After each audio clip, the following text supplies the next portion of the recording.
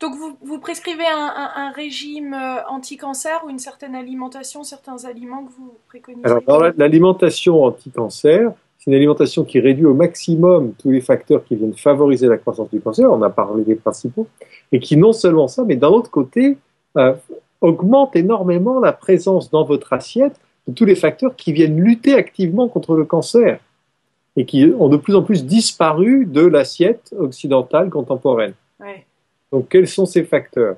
ouais. Ce sont avant tout des légumes. Euh, c'est ce que l'on mange de moins en moins depuis les années 30. Il faudrait que l'assiette typique de chaque repas soit 80% de légumes et peut-être 20% de produits animaux, mais 80% de légumes. Ce que les gens ne font plus, ce qu'on faisait dans le temps. La soupe paysanne de l'ancien temps, il y avait un petit peu de viande, mais pas beaucoup. Et il y avait surtout, c'était une soupe de légumes, peut-être avec des lardons, peut-être avec un petit morceau de viande de cochon ou de viande de volaille, mais c'était avant tout une soupe de légumes. Donc il faut revenir à ça. Mhm. Ce sont des produits qui sont équilibrés en oméga 3, c'est-à-dire qui proviennent d'animaux qui ont mangé de l'herbe. L'herbe est très riche en oméga 3. Quand les animaux mangent de l'herbe, la viande, le lait, le beurre, le fromage, la crème, les œufs sont riches en oméga 3. Quand on nourrit les animaux avec du soja et du maïs comme on le fait aujourd'hui dans les étables industrielles, il n'y a plus d'oméga 3 dans la viande, il n'y a plus que des oméga 6 qui sont pro-inflammatoires et qui favorisent le développement du cancer. C'est l'utilisation d'huiles comme l'huile d'olive ou l'huile de colza qui ont des propriétés anti-cancer, le colza étant très riche en oméga 3 et l'huile d'olive apportant des polyphénols qui viennent lutter contre l'oxydation et qui ont directement des effets anti-cancer, en plus du fait qu'elle n'a pas beaucoup d'oméga 6, contrairement aux huiles utilisées plus fréquemment et moins onéreuses comme l'huile de tournesol, l'huile de soja, l'huile de maïs. C'est l'utilisation d'herbes aromatiques, de thym, de romarin, de sauge, d'origan, de marjolaine, de basilic, de menthe, qui elles-mêmes contiennent des molécules comme le carnosol, qui sont des agents anti-cancer. Mm. Et puis, bien sûr, il y a les épices comme le fameux curcuma, qui est peut-être un des aliments utilisés depuis le plus longtemps comme non seulement un aliment, mais aussi un remède médical dans la plus vieille tradition médicale au monde, qui est la médecine ayurvédique. Le curcuma est un médicament pour lutter contre l'inflammation. Et les gens qui consomment un petit peu de curcuma plusieurs fois par semaine ont des taux inflammatoires très inférieurs aux gens qui n'en consomment pas du tout.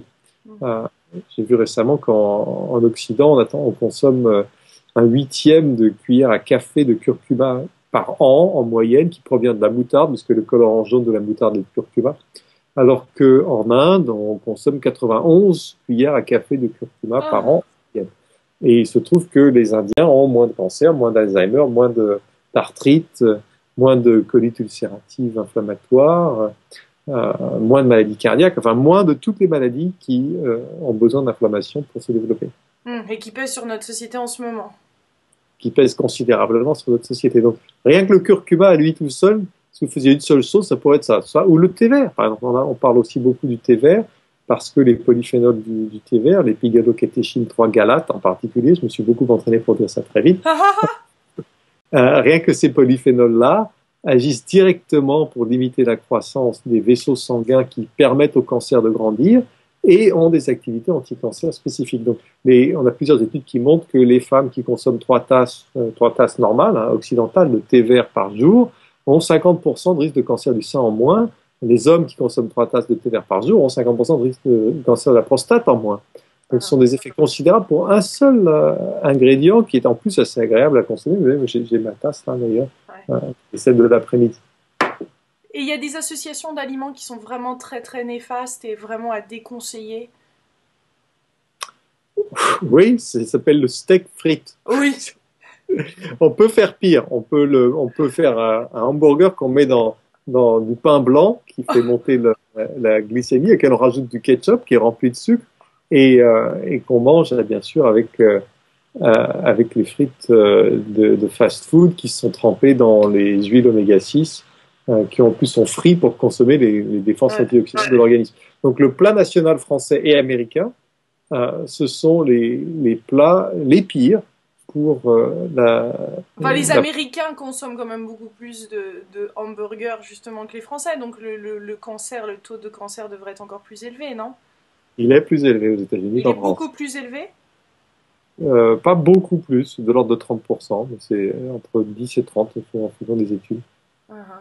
Et ça dépend de où en France, parce qu'en France, il y a une disparité considérable, avec beaucoup plus de cancers dans le nord du pays et beaucoup moins dans les régions où l'alimentation est plus méditerranéenne, comme le sud de la France. C'est peut-être lié aussi à l'exposition au soleil d'ailleurs, hein, puisqu'on a vu que la vitamine D protège du cancer, que les gens qui sont plus fréquemment exposés au soleil fabriquent plus de vitamine D, et donc c'est bien sûr le cas dans le sud de la France par rapport au nord.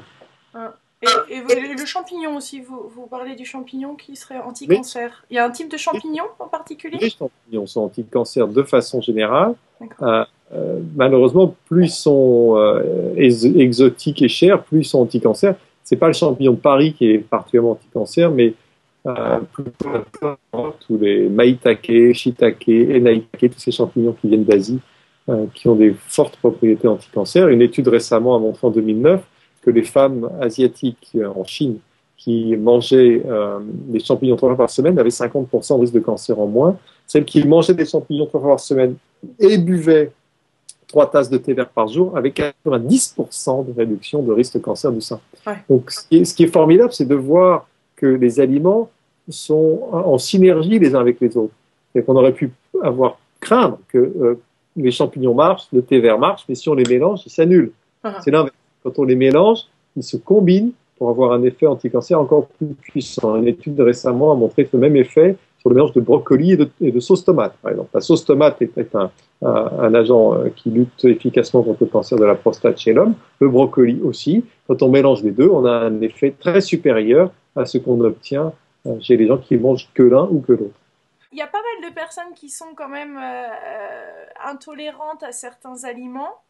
Est-ce qu'il y aurait des tests en plus à faire en parallèle pour bien s'assurer que non seulement on suit vos recommandations au niveau de l'alimentation, mais que c'est également un aliment qui convient à cette personne même? C'est-à-dire, est-ce qu'on ne vient pas vers une personnalisation de ce genre de traitement au niveau de l'alimentation? Je pense qu'à terme, on pourra certainement avoir ce genre d'études. Ce sont des études probablement de nutrigénomique, c'est-à-dire d'interaction entre la nutrition et les caractéristiques génétiques de chaque personne. Et on pourra dire à vous réagissez particulièrement bien au brocoli, vous avez vraiment besoin de poisson, etc. On voit déjà des études dans la littérature scientifique qui montrent ça. Par exemple, une étude a montré que des hommes qui ont une expression enzymatique particulière de la COX-2 sont 5 fois plus à risque de développer un cancer de la prostate dangereux que des hommes qui n'ont pas cette expression génétique spécifique. Eh bien, on a pu démontrer l'année dernière que si ces hommes mangent du poisson 2 fois par semaine, ils n'ont aucun risque supplémentaire. Ça veut dire que le poisson interagit avec ce gène de la COX-2 pour l'empêcher de déclencher un cancer de la prostate. Donc, si on identifie chez vous, vous, il n'y a aucune chance que vous êtes une femme, mais si on identifie chez un homme en particulier ce gène qui augmente l'expression de la COX-2, eh bien, à cet homme, il faut absolument que vous mangiez du poisson 2 fois par semaine. Sur ce, en attendant, tout le monde peut manger du poisson 2 fois par semaine parce que c'est plein d'autres bienfaits, y compris sur la protection contre les maladies cardiaques et la réduction de l'inflammation en général, l'apport de sélénium, de vitamine D et ainsi de suite. Donc on n'est pas obligé de faire une analyse génomique préalable. Un jour, nous serons capables de dire aux gens, certains aliments vous conviennent particulièrement, d'autres vous conviennent moins. On n'en est pas encore tout à fait là.